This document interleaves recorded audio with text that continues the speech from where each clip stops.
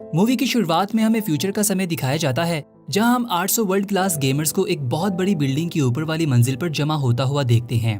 इन लोगों को एक वर्चुअल रियलिटी गेम में भाग लेने के लिए बुलाया गया होता है, जिसका नाम द कॉल अप होता है। ये गेम जीतने वाले को $1,00,000 का इनाम दिया जाएगा। इसके बाद सभी लोग एक मीटिंग प्लेस में इकट्ठे होते हैं। सभी लोगों को एक रोबोटिक आवाज सुनाई देती है, जिसमें ये अनाउंसमेंट की जाती है कि सभी लोग अपने यूजर नेम के साथ टैबलेट द्वारा साइन इन हो जाएं। और साइन इन होने के बाद वो एक दूसरे को इन्हीं यूजर नेम से जानेंगे। इन्हें पहनने के लिए एक बहुत ही आधुनिक मोशन कैप्चर सूट दिए जाते हैं। ड्रेस बदलते समय एक गेमर एडम के मोटा होने का मजाक उड़ाया जाता है।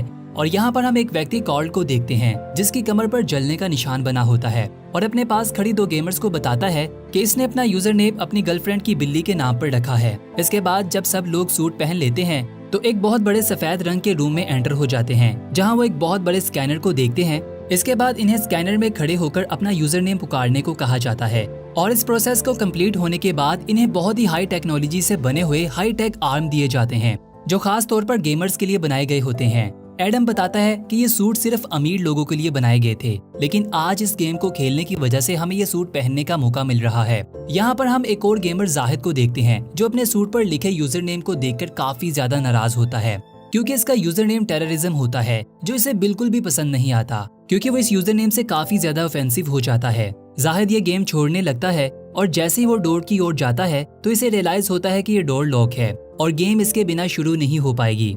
आखिरकार जाहिद को हार माननी पड़ती है और सभी लोग सूट्स और अपने हेलमेट पहनकर तैयार हो जाते हैं। हेलमेट लगाते ही इनका सादा और वाइट सा रूम एक पुरानी सी बिल्डिंग में कन्वर्ट हो जाता है और इनके सूट भी आर्मी यूनिफॉर्म में बदल जाते हैं। गेमर्स किसी चीज को छू नहीं सकते, क्योंकि वहाँ पर पड़ी कोई भी चीज रियल नहीं होती। इसी समय सार्जेंट वहाँ पर आ जाता है, जो इन्हें इनके मिशन और प्लेस के बारे में बताता है।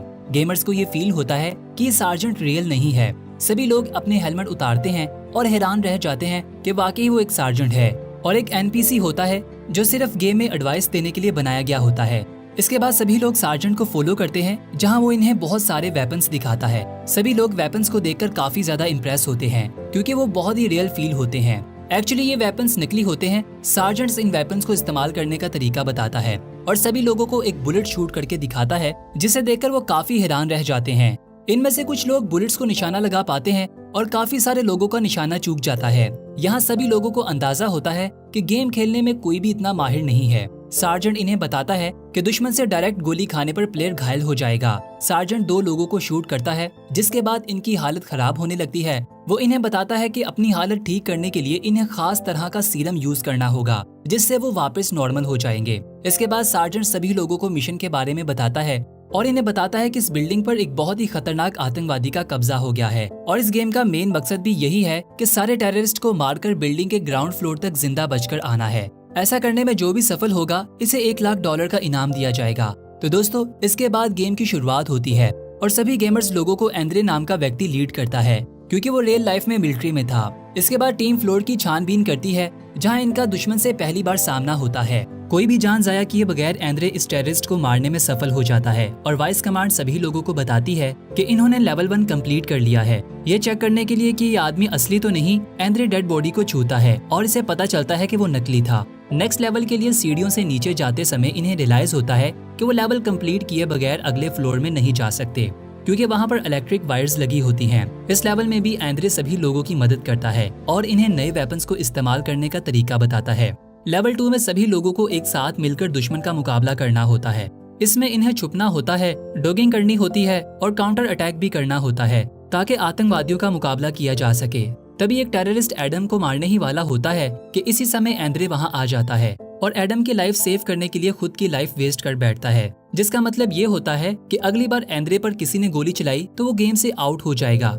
इसके बाद हम एक महिला टेलर को काफी ज्यादा घबराया हुआ देखते हैं, जो इस गेम के बिल्कुल असली दिखने की वजह से बहुत ज्यादा घबरा जाती है। इसका यूजर नेम बहादुर लड़की होने के बावजूद वो पास खड़ी लड़की शैली को बताती है कि वो बिल्कुल भी ब्रेव नहीं है। ये कहने के बाद शैली टेलर की जगह लेती है और एक टेररिस्ट पर निशाना लगाने लगती है, लेकिन इसी समय कॉर्ल इस टेररिस्ट को मार गिराता है। लेकिन बदकिस्मती से एक दूसरा टेररिस्ट कॉर्ल को निशाना बनाता है, जिसके कारण इसके पीठ पर गोली लगती है। कॉर्ल इसके सामने हार मान जाता है, लेकिन वो दोबारा से कॉर्ल को शूट करता है और इस बार इसके पेट में गोली लगती है, जिससे इसका खून बहने लगता है और इसे असली वाला दर्द होने लगता है।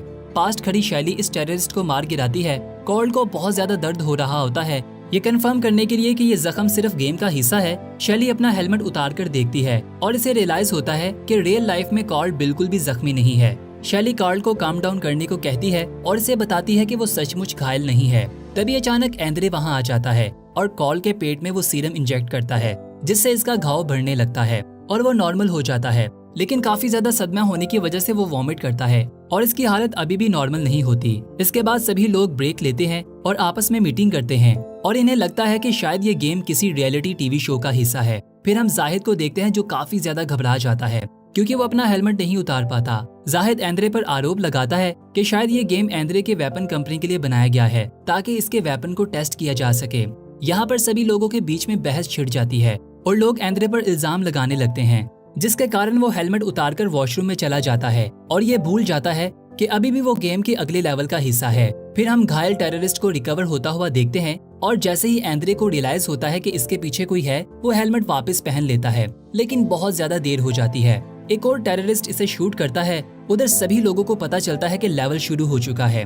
फिर एक व्यक्ति एडवर्ड को गोली लग जाती है जो काफी ज्यादा घायल हो जाता है, लेकिन किस्मत से इसके पास वो सीरम होता है जिससे वो इंजेक्ट करके खुद को ठीक कर लेता है। दूसरी ओर टेलर इस लेवल की बाधाओं को पार करने की कोशिश करती है, लेकिन वो बिजली की तारों को क्रॉस नहीं कर पाती। इसके बाद हम सभी लोगों को आतंकवादियों का मुकाबला करते हुए देखते हैं। यहाँ पर एडम को ग्रेनेड फेंकने का आइडिया आता है और इसका ये आइडिया काफी कामयाब रहता है, जिससे एक टेररिस्ट मारा जाता है। इसके बाद अगले सीन में हम एंद्रे को घायल हालत में जमीन पर क्रॉल करता हुआ देखते हैं। एंद्रे मदर ढूंढने की कोशिश करता है, लेकिन इसे रियलाइज होता है कि आहिस्ता आहिस्ता इसका खून बह रहा है और वह मरने वाला है। दूसरी ओर वाइस कमांड सभी प्लेयर्स को बताती है कि इन्होंने लेवल 2 को पास कर लिया है, जहां एडम को सबसे ज्यादा स्कोर मिले हैं। उधर एंद्रे को एक टाइमर का काउंटडाउन सुनाई देता है और जैसे ही वो टाइमर एंड होता है, एंद्रे को हेलमेट से बहुत ही तेज हाई वोल्टेज का करंट लगता है, जिसके कारण एंद्रे का ब्रेन डैमेज हो जाता है और इसकी मौत हो जाती है। तो दोस्तों, यहाँ पर हमें रियलाइज होता है कि ये गेम सचमुच में लोगों की जान लेती है और एंद्रे रियल लाइफ में मर जाता है। सभी लोगों को एंद्रे की डेड बॉडी मिल जाती है और वो इसे ठीक करने की कोशिश करते हैं, लेकिन नाकाम रहते हैं। इसके बाद सिर्फ 7 प्लेयर्स बाकी रह जाते हैं। जाहिद एक फायर एक्सटिंग्विशर उठाता है और काफी ज्यादा घबरा जाता है और वॉलंटियर करना चाहता है। वो हेलमेट को ब्रेक करने के लिए कार्ल की मदद लेता है। कार्ल जाहिद के हेलमेट को हिट करता है, लेकिन ये सूट काफी ज्यादा स्ट्रॉन्ग होता है और इसे कोई भी चीज असर नहीं करती। तभी अचानक वर्चुअल रियलिटी में सार्जेंट वहाँ पर आ जाता है, जो काफी ज्यादा गुस्से में दिखाई देता है और जाहिद को पीटने लगता है क्योंकि वो रूल्स को ब्रेक करने की कोशिश कर रहा होता है। सार्जेंट इसे बताता है कि गेम से बाहर निकलने की कोशिश करने पर इन्हें रियल लाइफ में बहुत बुरी मुश्किल का सामना करना पड़ेगा। इस सब के बावजूद हम सभी प्लेयर्स को नेक्स्ट लेवल के लिए तैयार होता हुआ देखते हैं, जहां एक एक करके सभी लोग मिलकर लेवल्स को पार करते जाते हैं और लड़ाई के नए तरीके सीखने के साथ साथ वेपन्स को इस्तेमाल करके वो आगे बढ़ते जाते हैं। एक लेवल में एडम और कार्ल घायल हो जाते हैं, लेकिन टीम सीरम इंजेक्ट करके इन्हें बचा लेती है। कुछ समय के बाद सभी प्लेयर्स को पता चलता है कि रियल लाइफ में रात का समय है और वो खिड़की से शहर को देख रहे होते हैं। इनमें से वो प्लेयर्स जो गेम में थक चुके होते हैं, इस गिलास को तोड़ने की कोशिश करते हैं। गिलास को तोड़ने के लिए वो कार्ड का इस्तेमाल करते हैं। जैसे ही वो गिलास को थोड़ा सा ब्रेक कर देते हैं, तभी वहाँ सार्जेंट आ जाता है और वह इस बार जाहिद को और भी बुरी तरह से पीटता है, जिससे जाहिद की टांग टूट जाती है और इसका रियल लाइफ में खून बहने लगता है। सभी प्लेयर्स को रियलाइज हो जाता है कि ये गेम एक खून का खेल है और इसमें बचने का सिर्फ एक ही रास्ता है और वो है गेम को कंप्लीट करना। सभी लोग जाहिद के बिना ही गेम में आगे बढ़ने का इरादा करते हैं और जाहिद को सीक्रेट जगह पर छुपा देते हैं, लेकिन खून बहने के कारण जाहिद की भी डेथ हो जाती है। इसके बाद नेक्स्ट लेवल शुरू हो जाता है, जहां हम सबसे बहादुर और खतरनाक प्लेयर मार्को को दुश्मन से मुकाबला करने के बाद घायल होता हुआ देखते हैं। शैली मार्को को बचाने के लिए अपने सीरम इसकी बॉडी में इंजेक्ट कर देती है और दूसरी ओर टेलर इस गेम से बचने के लिए कहीं छुपकर बैठ जाती है। तभी उसे रियलाइज होता है कि एक टेररिस्ट ने इसे ढूंढ लिया है। ये जानने के बाद टेलर इसका सामना करने का फैसला करती है और इसे मार गिराती है। इसके बाद अगले सीन में हम देखते हैं कि कार्ल शैली से ये बात कंफर्म करता है कि इसकी फैमिली नहीं है। इस पर शैली उसे बताती है कि कुछ समय पहले ही इसके माता पिता मर चुके हैं और हैरानगी की बात ये होती है कि कार्ल के भी माता पिता नहीं होते और वो भी अकेला है। ये सुनते ही एडम ये बात कंफर्म करता है कि वो अपनी दादी माँ के साथ रहता है क्योंकि इन्हें अल्जाइमर्स है। मार्को बताता है कि वो डाइवोर्स्ड है और एडवर्ड बताता है कि वो अपनी फैमिली का सिर्फ एक ही बेटा है और वो यतीम है और इल्लीगल तरीके से आने वाले जाहिद के लिए भी कोई सेफ जगह नहीं होती। तो दोस्तों, यहाँ पर सभी लोगों को पता चलता है कि इन्हें गेम में इसलिए चुना गया है क्योंकि वो सभी लोग अकेले हैं और कोई भी इनकी मदद को नहीं आएगा और ना ही इन्हें तलाश करेगा। इसके बाद अगले लेवल में हम सभी लोगों को सार्जेंट को एक व्यक्ति को बांधकर बुरी तरह से पीटता हुआ और टॉर्चर करता हुआ देखते हैं। सार्जेंट इन्हें बताता है कि ये भी टेररिस्ट है और इनका अगला मिशन ये है कि इस व्यक्ति से एक पासवर्ड निकलवाना है जो इस बिल्डिंग में लगे बॉम्ब्स को बंद कर देगा। ये आदमी सिर्फ रशियन लैंग्वेज में बात कर सकता है। पासवर्ड जानने के लिए एडवर्ड इन्वेस्टिगेशन शुरू करता है और हाई वोल्टेज का बटन प्रेस कर देता है, जिससे इस आदमी को बिजली के झटके लगने लगते हैं और फाइनली वो पासवर्ड बता देता है, जिसे एडम कंप्यूटर में एंटर करता है। इसके बाद ये आदमी हंसने लगता है क्योंकि इसने गलत पासवर्ड बताया होता है। ये जानते ही टायलर इस टेररिस्ट को शूट कर देती है। मार्को एडम को गलत पासवर्ड एंटर करने पर ब्लेम करता है। मार्को एडम का हेलमेट उतारकर इसे जोर से पंच करता है और गलती से शैली को भी हिट कर बैठता है। तभी एडवर्ड सभी लोगों को बताता है कि सार्जेंट दूसरी ओर लिफ्ट के डोर को होल्ड करके खड़ा है। सभी लोग लिफ्ट की ओर भागते हैं, जिसमें एडवर्ड सबकी मदद करता है ताकि बॉम्ब एक्सप्लोजन से बचा जा सके। कुछ समय के बाद लिफ्ट अचानक से रुक जाती है और सभी लोग लिफ्ट का दरवाजा खोलकर वहां से निकलने की कोशिश करते हैं। मार्को लिफ्ट के दरवाजे को होल्ड करता है और सभी लोगों को निकलने का रास्ता दिखाता है, लेकिन एडम को इस लिफ्ट में ही रोक लेता है क्योंकि इसने गलत पासवर्ड एंटर किया था। इसके बाद प्लेयर्स नेक्स्ट लेवल में पहुंच जाते हैं जहां इन्हें नए वेपन्स मिलते हैं। इस बार टेररिस्ट धुएं का इस्तेमाल करते हैं, जिसके बाद कार्ल की बुरी याद फिर से ताज़ा हो जाती है और वो छुप जाता है और शैली को बताता है कि इसने अपनी गर्लफ्रेंड को आग से बचाने की कोशिश की, लेकिन इसने इसे खो दिया। तो दोस्तों, यहाँ पर हमें पता चलता है कि कार्ल की बॉडी पर वो जलने के निशान किस कारण बने थे। दूसरी ओर मार्को अपनी जान बचाने के लिए एडम को खुद से आगे चलने पर मजबूर करता है और तभी वहाँ पर टेररिस्ट आ जाते हैं। एडम इस पर शूट करता है, लेकिन इसकी बुलेट्स खत्म हो जाती हैं। इसके बाद वो टेररिस्ट एडम को शूट करता है, जिससे एडम की मौत हो जाती है। ये देखते ही मार्को रोने लगता है और गेम में अब सिर्फ 5 प्लेयर्स बच जाते हैं।